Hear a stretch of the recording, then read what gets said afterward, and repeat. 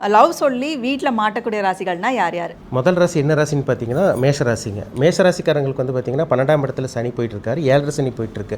மீசை முறுக்கு படத்தில் வந்து ஹிப்பாபாதி வந்து பார்த்தீங்கன்னா வீட்டில் லவ்ங்கிற மாதிரி மாட்டிக்குவாங்க பார்த்தீங்களா, அதே தாங்க. மேஷ ராசி நேர்கள் வந்து பார்த்தீங்கன்னா விரை சனி போயிட்டு இருக்கனால 12ஆம் இடமான விரை சனி போயிட்டு இருக்கனால ஏற்கனவே மேஷ ராசிக்காரங்களுக்கு பஞ்சாயத்து அது இதெல்லாம் போயிட்டு இருக்கு. ரொம்ப ரொம்ப கேர்ஃபுல்லாக இருங்க. ஏன்னா லவ் இது வீட்டில எல்லாம் பிரச்சனையில் போய் சிக்கி அசிங்கமானப்பட்டு சில பிரச்சனைகளை சந்திக்கிற மாதிரி வரும். அடுத்தது வந்து பார்த்தீங்கன்னா நம்ம சிம்மம்ங்க. 8ஆம் இடத்துல சனி வந்துட்டாலேங்க பிரச்சனை கொடுத்துருங்க. அதாவது ஸ்மூத்தாக லவ் பண்ணிட்டு இருந்திருப்பாங்க, திடீர்னு வீட்டில் மாட்டுவாங்க.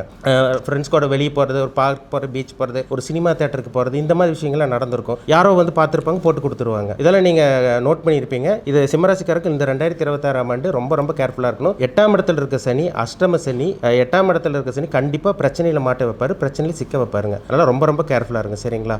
அடுத்து வந்து பார்த்தீங்கன்னா நம்ம மீனராசிங்க. மீனராசிக்காரங்களுக்கு சொல்லவே வேண்டாம், ரொம்ப நல்லவங்களா இருப்பாங்க. நல்ல குணம் இருக்கும், நல்ல மனம் இருக்கும், இலகிய மனம் இருக்கும். ஒரு சில ராசிக்கெல்லாம் பாருங்கள், கல் நெஞ்சக்காரங்களா பொறாமப்பட்டு கஞ்சத்தனப்பட்டு அதெல்லாம் இருக்க, அந்த மாதிரி ஒரு சில ராசிக்காரங்களும் இருக்காங்க. ஆனால் மீன ராசிக்காரங்க அப்படி கிடையவே கிடையாதுங்க.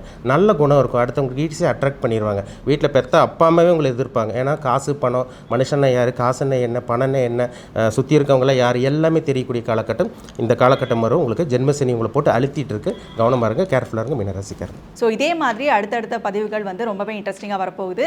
அதெல்லாமே பார்க்க நம்ம ஆஸ்ட்ரோ தமிழா சேனலை ஃபாலோ பண்ணிக்கோங்க.